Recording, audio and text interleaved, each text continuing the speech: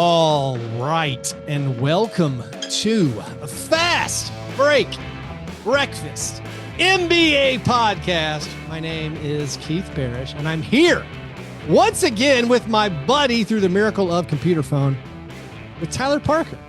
Tyler, the poet of the prairie, the Okie Order. No, what's your nickname? Tyler Parker, how's it going? I'm doing good, man. I'm happy to be here. I honestly am. It's hard to not get distracted by all the good stuff behind you. Yeah, that's a treat in your display for the YouTube viewer. We could walk you through it. There is no NBA news to talk about, so why don't we break down the toys behind Keith as he podcasts? Pick one item, Tyler. What are you looking at? What do you want to know about? I want to know about the Game Boy game. There's a stack of Game Boy games. We got the one that's right to your left, the left of your head. What color? Up here? That's a world. No, lower. So you see the lunchbox? Go right beside the lunchbox. Oh, that's right. Yeah, that's the NBA All-Star Challenge. We got Tom Chambers on there. We got Karl Malone, Patrick Ewing, Charles Barkley. It's my memory of that game. Haven't played it in a little bit. My memory of the NBA All-Star Challenge Game Boy game. The most fun part of it was shooting free throws. It was hard. Like you had to, it's like there's like the little 1 meter moving left and right. One's going up and down. You got to nail it just right. In the middle. There also, I think there's a 3-point shootout on there. There's a dunk contest. My memory, not very fun. Kind of difficult. Yeah. I feel probably a little limited on the Game Boy graphics there to have something too fun. Has any video game system nailed the dunk contest? I know NBA Live tried a little bit. Not in my experience. I've never gotten into 2K. I've never played a version of it where it's like been a thing to me. To like I gotta go play it. Do you still play video games, Tyler? Not anymore, man. I just don't do it anymore. We have like one of those Nintendo NESs that have like the old Nintendo games, like all sort of like like an emulator. One box has all or whatever. Of them. Sure. Yeah, and I'll get on there and play Galaga sometimes. Sure. Like an old man, I suppose. Galaga's great. But yeah, I'm not like I just never got into like all the cool video games that I'm sure I would love. I dabbled. I did the Red Dead Redemptions. Those are the new games. I did them. Those always interested me whenever. And so like I made the investments because like I wouldn't have had to buy an Xbox One to play the Red Dead Redemption 2, and I bought it. And then there was all these games were cheap. I mean, I'm talking like $5 or for like just like these free games and stuff. And so like sure, I now have like 11 games I never opened. I've never played. Like it's like I got some Tom Clancy thing where I'm like, I don't know what it's called. I played a Rainbow Six. I played once back in the day on a computer. It was amazing. So I'm like, new Tom Clancy game. I never played it. So yeah, I have all these games now. Never played them. I do play. We're going to talk about the Oklahoma City Thunder and the NBA in a second. That's for the listeners. Sure. I want to tease that because it's a lot of stuff to talk about. August 27th. Neemias Queta had a game. Neemias? Beasting on the inside. Yeah. I think it's Neemias. Is it? I think it's Neemias, right? I think it's Neemias Queta. Yeah. He wrecked the Eurobasket this morning with a double-double, as our algorithms were telling us on YouTube. I actually paid $20 to Courtside 1891. I used Mark Stein's reference link, a little, hopefully a couple, maybe a buck. I don't pay Mark Stein for his newsletter, but I use his reference link. I'm helping out any way I can. There you go. Yeah. So yeah, I did watch some Eurobasket. I'll dial into some Santi Aldama stuff. But before we get there, no, I still play FIFA 2011. I play a 14-year-old FIFA game on Xbox. Sure. And I love it. And I just keep playing it over and over and over. And I don't get tired of I'm doing these franchises of like I'm like Everton for 14 years until Right. the Xbox literally slows down and I it mean, can't, and then I start over. if I still had like a 64 Yeah. and had NFL Blitz 2000, I Yeah. would play that. I could play that for 5 hours a day, no Yeah. problem. I Googled recently Ken Griffey Baseball Super Nintendo, trying to find it on just online on Switch. Like my kids have a Switch, which is this giant, like do you got do your girls play the Switch so they can do it? No, they're not. They're too young for that just This yet. is bad. This is bad parenting. I'm like, there's that thing where you're like, listen, kids, in my day, I had one game and Right, I right, right. played it and I didn't Yeah, even like it, but I played it over. yeah. And they're like, we have all these Switch games and they play them for just like 4 hours. I'm like, no. Sure. I'm like, you have to put in 1,000 hours in a game before you get a new one. And my wife's like, you Right, are a right, right. psychopath. And I'm Yeah. like, no, how are Have they you? going to enjoy anything if like they just want to touch an iPad? They want to play the Yeah. dumbest game on an iPad. And they're like, can we get a new Switch game? Not until you put 1,000 hours Yeah. into this, whatever this Mario World Builder game is. Like I'm not seeing the effort. You should reach the end at least 10 times before we even start discussing. I am Eric Yeah. Spoelstra talking to Kalel Ware. Like, where is the try, man? Where is the motor? Yeah. You haven't even gotten a trophy on every single Mario Kart board yet. Yeah. Eat your vegetables, Yeah. Anyways, Tyler, you're a big fan of the Oklahoma City Thunder. I want to get your perspective Sure. on just what that's like. Before we get into it, though, have you had breakfast? Let's do a breakfast. What's your what's your breakfast been? I did have breakfast today. Today, I dropped the girls off at school, and there's an Einstein Brothers Bagels that's Oh, like right nearby. yeah, So I pulled in there, got me a little bacon, egg, and cheddar on a pretzel bagel. Felt really good about it. that's a tremendous breakfast. Does Really this felt I like a little treat.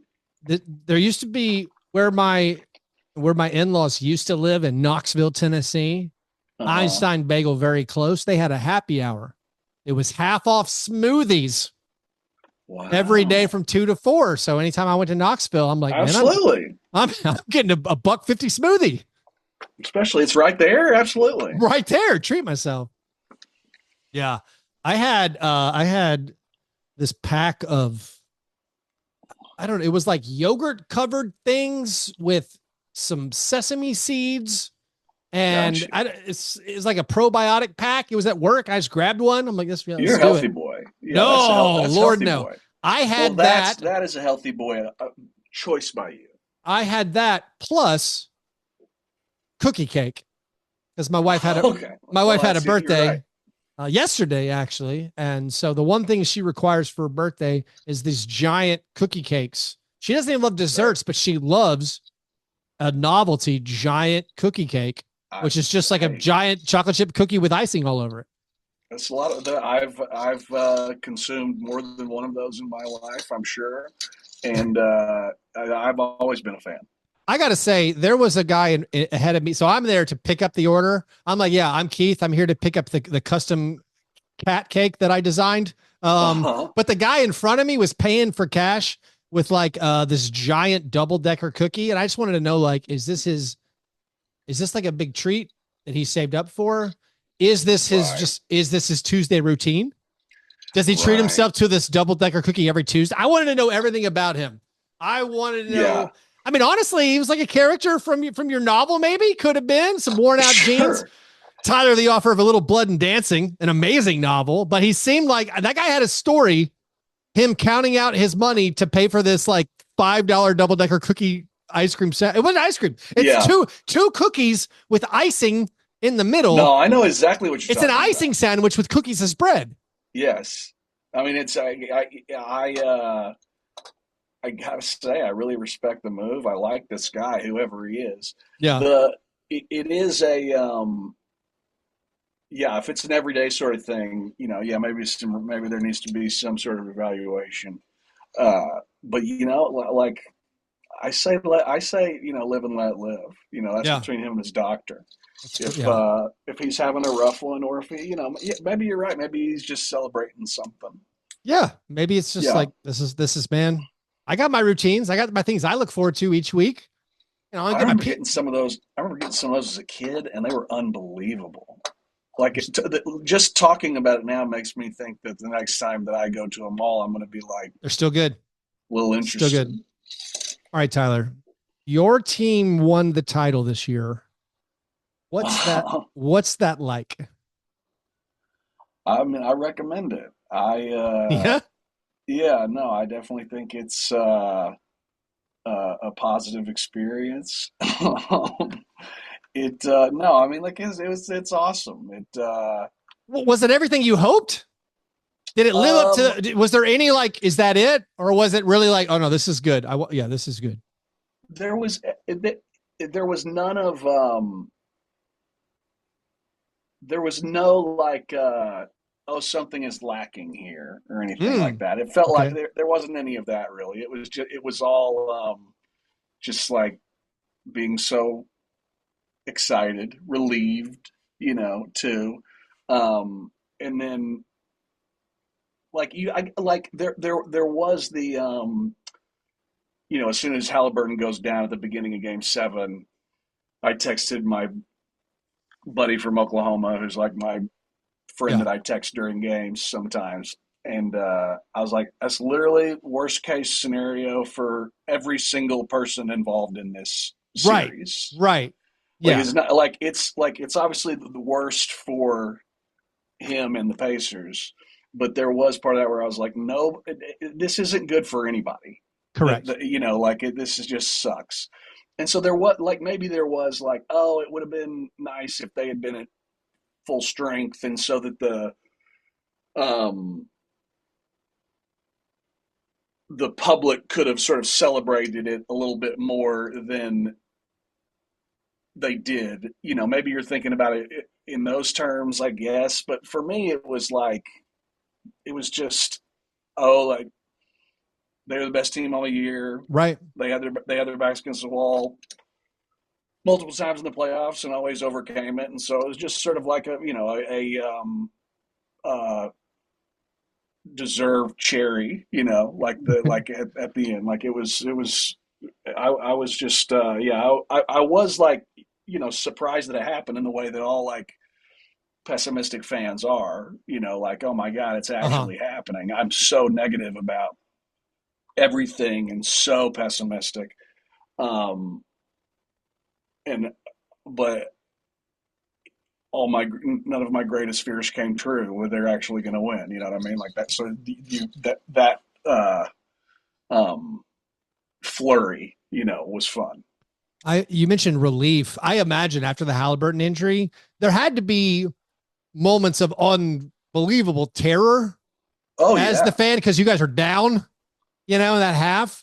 And it's for like, sure. this is funny. So I was actually in your neck of the woods. I was at Universal Studios Hollywood Oh, during Game 7. I say that, nice. but I Okay. say your neck of the woods because you obviously live at Universal Studios Hollywood. Right, right, right. No, And yeah. I had assumed like my YouTube TV, like I'm like, I'll just, you know what? I'm not even gonna watch, and I'm gonna catch up. But then Yeah. it turns out, like, I guess when you can't watch a live thing, you can't watch your DVR version while there's some rules involved Oh that I yeah, didn't know yeah, about. yeah. Right. I, Okay. I was too new to the YouTube TV game. And Sure. and so like I can't start at the beginning. And when the injury happens, I do start getting texts. Yeah, Just yeah, but like yeah. those randoms with like, oh my God, no. Just like that Yeah. text. And Yeah. you're like, Yeah. what? I don't like, is there a mass casualty event? Like, I don't like, it was that. And Right. then it was funny because Dave before knew my situation. He knew I was in California and maybe not Sure. watching. He actually texts, are you watching? Do you know what's happening? And at Yeah, that yeah, yeah. point, I'm like, something bad happened. And so, yeah, Yeah. yeah. So it was funny. So I actually took, when I figured out I couldn't back up on my DVR, I'm standing in line for Harry Potter or something, and I realized I can't watch back, Sure. go back on DVR. I'm like, you know what? This is the Game 7. It was a dinner time. roughly Yeah. approximated. I'm like, I'm taking my son over to the Moe's Bar in Simpsons World or Moe's Incredible. Tavern. And so I watched the second half on my phone while we ate, Right. the At Moe's. at Moe's. So yeah, but I also at that point while you're having this sheer terror where you're like, oh, not like this. Also, like our entire awesome season is completely erased if we lose to a team without Halliburton. But the switch to that is also like I feel like the public where I was at, I'm like, oh my God, come on, Indiana. Let's ruin these Thunder people. Of course. I mean, how like that would be the natural. Yeah. That would be how I would think too if I wasn't a Thunder fan. Like in that moment, yep. I would for sure be thinking, "Oh my God!" Like if TJ McConnell scores 35 here and they win, is he the MVP? You know what I mean? Right. I would be like, right. I would be going through all of that and wanting it to happen. So I don't fault anybody for any of that. But yeah, I mean, definitely terrifying the prospect of because the more the first half sort of went along, it was clear like, oh, this injury like messed up both of these teams very badly. Like this like put a really weird funk into the both of them. And the Pacers, just because like out of necessity, like were able to move on from it faster than the Thunder were. And luckily the Thunder got the reins. But it was I mean there was for sure plenty of time during the game where you're like, oh, this would be bad. I wasn't where you took it, where it's like it would have the entire season would have been for naught. I wouldn't have thought about it like on that extreme, but it would have been like, what a huge blown opportunity.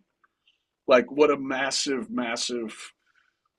blown opportunity. Do you know anything about the in-arena performers who were tasked with raising the spirits of the crowd at the timeout immediate following? Tyler, that could be a Ringer article. I mean, maybe dive into that. You're right. Track down like what was the in-arena hype guy doing? What pre-planned segment did they have? Was it T-shirt cannon? Well, was it a special? Was it Snapchat cam? No amount of free T-shirts is going to bring you back from something like that. Because you got to be a professional in that situation. Like you got to get that energy back. Maybe you go to the if you're planning to drop anything from the rafters that night, you just go to that right away. Yeah. If you're going to put some what do they drop from the rafters in Oklahoma City? Sometimes they'll wrap or I've never seen it. I guess I don't know if I've seen it in Oklahoma City, but sometimes you go to these arenas and they'll wrap the T-shirt and attach it to a parachute, and then they'll toss the parachute off the top of off these walkways at the top, and then it comes down and people try to grab it.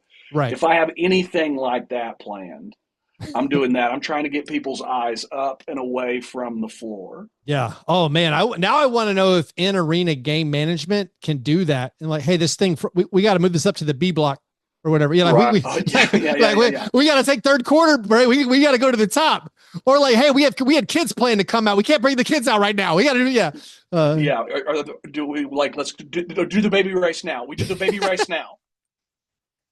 You can't rush a baby race. It was crazy. Tyler, which player are you the saddest wasn't a part of this Thunder victory? Which maybe obviously you think Pokashevsky. Yeah, that was going to be my answer. Yeah. Sorry to cut you off on that. Yeah. You feel like Poku laid the groundwork. Oh, I mean, he walked so this team could run. I think that's clear. I think that he laid a firm foundation for what it means to play free and play without fear. So I wish he were still with the squad, but he won his own title over there in his whatever league he's playing in. There were pictures going around like he won a ring too. Um, what But no, about yeah. does Josh Giddey get a ring? Do we know the specifics actually? I think we do know the specifics. That no, he does not get a ring, Hmm. but he did like I wish Giddy all the best. We got Caruso because of him. Yeah. You know, have a good day. Where's the if you were handing out rings, Uh huh. where like where's the ring cutoff? Let's say Poku probably, yeah. Are we saying what about like Teo Maladon? See, not quite. Yeah, I don't Two think tank so. I don't think so. Mike As mu- Muscala. Muscala can have one. He was a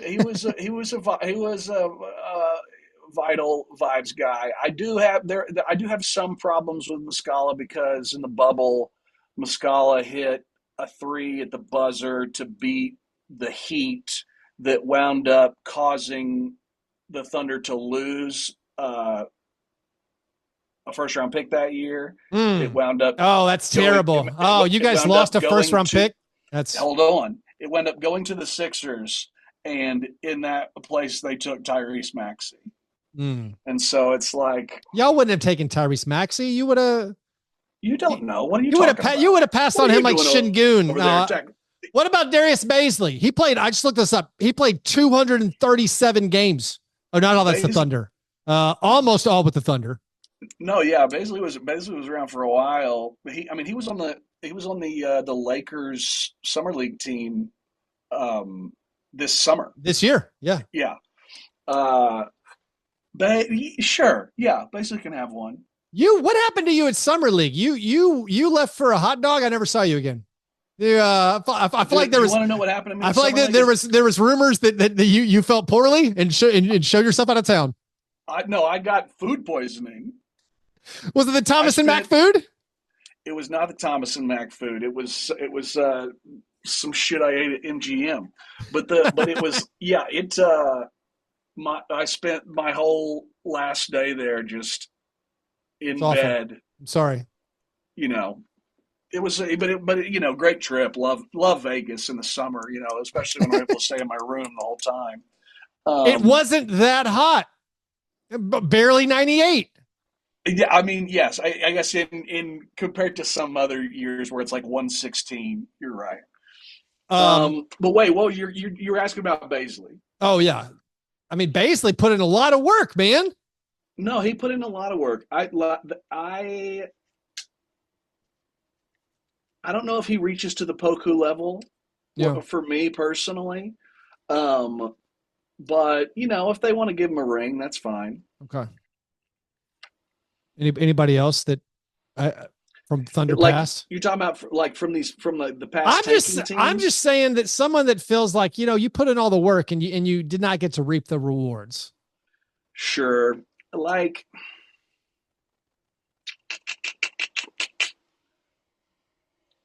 someone like Trey Mann. Yeah, Trey Mann got paid. Congratulations. Yeah, I like Trey Mann. I think he's solid. But yeah, I mean, there wasn't really anybody that wound up kind of like.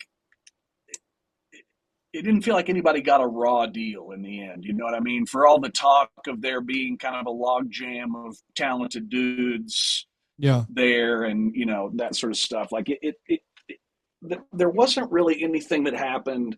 Like I guess Giddey would be the one that you could characterize it the most, and that sort of felt like the Thunder had sort of seen what he was in the playoffs. You know what I mean? It wasn't like they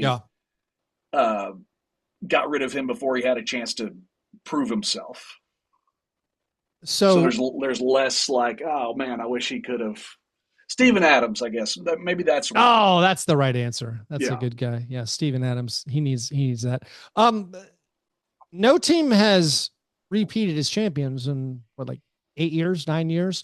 Yeah, the Thunder are prohibitive favorites to do so, however. But what are your thoughts on what it takes to I think there's legit theories that like just the way how hard everyone plays now to play that long when everybody else has been off for 2 months. Like to play that long and repeat's really difficult. And then after this next year, you actually have to start worrying about the contracts because like the Holmgren extension kicks in year after that. Sure. Shea's going to be like one of the highest paid players in the NBA. So what are your thoughts on what it's going to take for the Thunder to repeat and the odds of getting multiple championships to building up a dynastic run? I mean, I think it's largely going to be dependent on how their bodies hold up. Like that's a boring answer, but just like they had pretty good injury luck last year, save Chet. And then at least in the playoffs, everybody stayed healthy except for Jalen, who wound up having to have surgery on his wrist. He had a torn ligament for weeks. But I think that will be the biggest thing. The two things for me that I think will affect their how high the ceiling can get are just how consistently they can stay healthy, but also like what is Chet offensively? Where does he cap out at? What does he look like? At the start of last season, he looked up until he got hurt. He looked like he was going to be an All NBA guy, and was doing a lot of stuff offensively, and felt like he was sort of becoming the number two option there a little bit. And then he gets hurt, and then the pecking order kind of flushes out in the way that it did once he comes back. But does he have some off the dribble stuff? Does he have some kind of, weird in between pull up game that he can get to?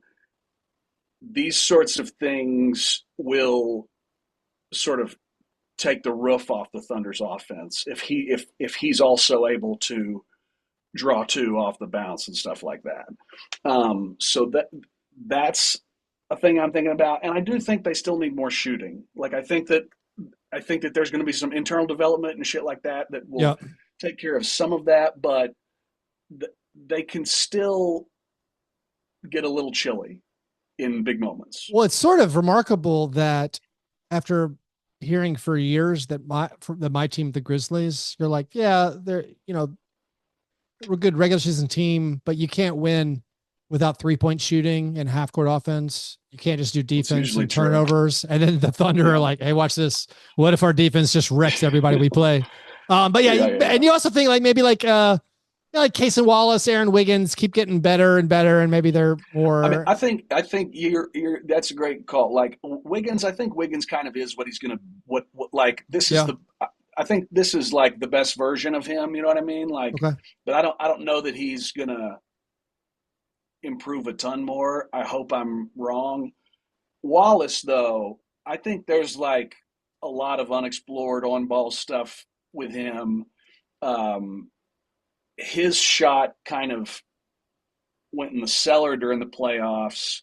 He would have these little stretches where it would wind up falling, but for the most part, it wasn't as consistent as it was during the regular season.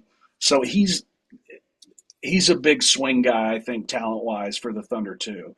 And it's also what is Topic? Like, what the hell is this guy going to look like after he's been playing for a little bit? I hear he's a shorter Josh Giddey. Maybe so. I don't know. Lord knows he couldn't hit the broadside of a barn for part of this. Do you have people in your life who aren't into the NBA who you can just send pictures of Chet Holmgren to? Like Chet Holmgren in street clothes? No. Because I can't remember. It was probably my wife where she somehow saw a photo. Maybe she looked over my shoulder onto my phone, and I'm just staring at a street clothes photo of Chet Holmgren. Sure. And she's like, "What is that?" And I'm like, "Honey, I don't know what to say. I don't even know what words." Like how would you describe Chet Holmgren's appearance to a person? I'm talking his street clothes get up. Normally, I mean, it is What does Chet look like in street clothes? That's a really good question. It's He like, is.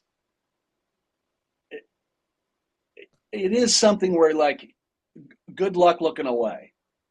yeah. I mean, I've even seen him at Summer League where you're like, Yeah, he's mesmerizing. It's some kind of yeah. like, Well, the legs and the arms, if they're exposed at all in any way, yeah, they are just like they're it's unnatural to normal people, normal sized people or whatever, right? Like, so anytime I've seen his like legs from up close in yeah. shorts, I am always like, man, how's that work? How is that? How Yeah. is everything? How's that work? Yeah, it works. But also, a lot of times he's wearing like a tank top and Sure, chains and sunglasses. sure, He's like this, like, I think if I tried to describe him, I might go with something like a 7 foot tall skate punk Ichabod Crane. sure. And I it's think that's like, good. I think that's fine. okay. I think that's a. I think, yeah. I mean, that's skate punk Ichabod Crane is pretty good. I, He's got like he also has something where I'm like, you need to get Boban's agent and get yourself in some John Wick movies or something. I feel like I don't know if it'll get captured on film what he's got going right. on, but it's special. It he he is one of these weird. Like I remember two postseasons ago, he showed up to one of the like to the like the podium after the game, and he was wearing like these like incredible jean shorts that went down to about his The shins. jean shorts deserve um their own and it just like, segment of the podcast. Yeah. well, it looked like stuff that like dudes were wearing when I was growing up and stuff, and so I was just mesmerized by it, and it was like a real George Center moment. It was really made me so happy. um but no, he looks like someone that if you uh if they walked by, you would have to do like a double take. You know what I mean? You would sort of have to 100%. kind of like, I got to go check that out Yeah. because there's a lot happening here. Yeah. Yeah. All right. Last thing. This is unrelated to your Thunder, Okay. but like we're starving for NBA news. I mean, Right. Eurobasket, again, entertaining enough. A little Malik Beasley news out there, somewhat cleared, but not totally cleared. I wouldn't cash on my Malik Beasley stock just yet. Or I don't know what the right, what's is wrong analogy. But like, I don't think he's cleared, despite the fact his lawyer gave a statement. It sounds like he's not the target of the investigation anymore, but he's still very much part of the investigation. Like he's not cleared in any way. He's not the ringleader. I think this is like, might not see multiple years of, I still think he's getting in trouble with the NBA. So like, I don't, yeah. Yeah. Well, I mean, he's just not, based on the facts, he's not cleared. You know what I mean? No. And it doesn't seem like it's as,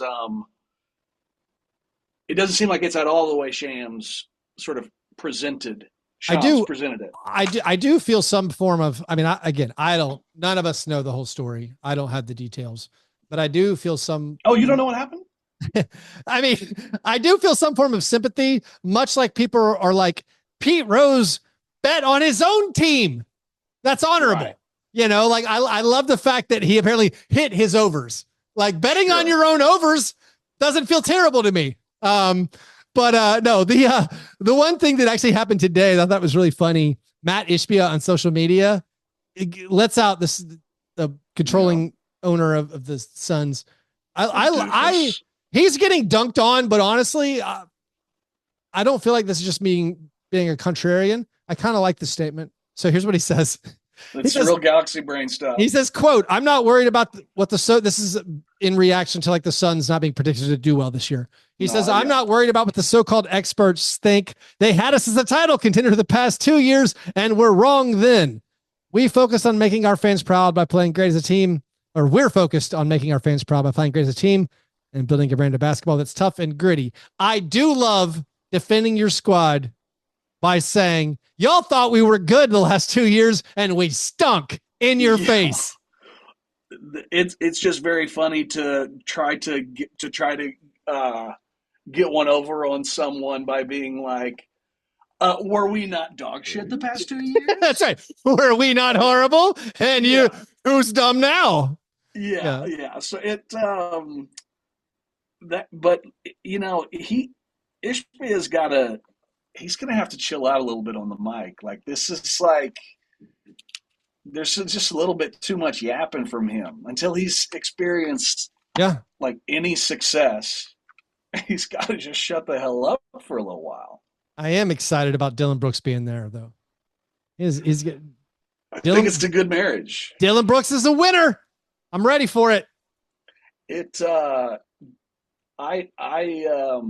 do you have any sense for what his relationship is with Jalen Green's? Like, it seemed like, did they get along in Houston? I don't have any sense. I don't know if there's something. There was nothing that I remember that bubbled up. Yeah. As a Dylan Brooks connoisseur, I assumed I would remember if there were any major situations. I think Dylan Brooks he's the flint and the iron sharpens iron. Like, he's the guy who sharpens other players. I think. I might be wrong. I might just be drinking the Kool-Aid that Dylan Brooks has luckily ended up on good teams for the past 5 years or whatever. I think he's some combination of all the things people's like. I think he's like probably, you know what I mean? Like, I think that he is a good, worthwhile player. I think he also talks way too much and can play dirty and can when he's like, when he said I poke bears, it's like, well, yeah, and it doesn't go well for you and your team loses. Right. Like, that's right. So don't. That went poorly. That went poorly. He would be, depending on the right team, he would for sure be a guy you would want, because you just know, okay, well, at least he's not scared. Yeah. Like, maybe sometimes he needs to be a little bit more scared. But yeah, I like it. Anyway, good luck, Matt Ishbia. Tyler, thanks for hanging out, man. Appreciate having you on. You guys go read Tyler over at the Ringer talking about Fred Malemed and a serious man. Big Fred. Great. Hey, we love Cy Abelman over here in my house, and whenever they were like asked for omissions, I was like, I got just the man for y'all. Embers is not the forum for legalities. Let's get to talking about Cy. That's perfect. So check him out. If you guys want to play fantasy football with me and other Patreon supporters, we're having our draft this coming Tuesday. So that's for the Patreon supporters. If you're not a Patreon supporter, you can do that at patreon.com/Fastbreak Breakfast. All right. You guys are the best. Thanks for listening. And remember, breakfast is the most important thing.